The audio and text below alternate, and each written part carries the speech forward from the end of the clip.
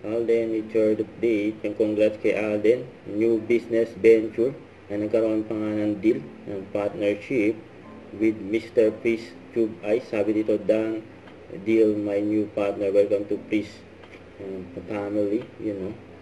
Saka spotted din si Alden just sa The Podium Mall. Ano kaya yung binili ni Alden? May nagpa-picture pa kay Alden. Tapos ito pang aabang kay Alden for bench body of work, kung saan narampa si Alden. Nasa March 21 na yan sa SM Mall of Asia Arena gaganapin. Excited na yung mga fans ni Alden kapag rampa niya for bench. Yan, grabe yan. At nag-comment pa nga si Alden sa post ni Kuya Dingdong. Sabi, let's go Kuya.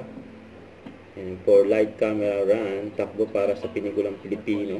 Ito yung interview kay Alden. Light camera run, takbo para sa pelikulang Pilipino. So all the proceeds of the fund run will go directly to Mobile Fund. Sa lahat po ng tatakbo, meron po silang option to go in their favorite movie costume.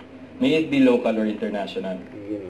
Don't forget to subscribe and click the notification bell for more updates. This is Richard Reaction Vlog. Stay tuned for more videos. See ya.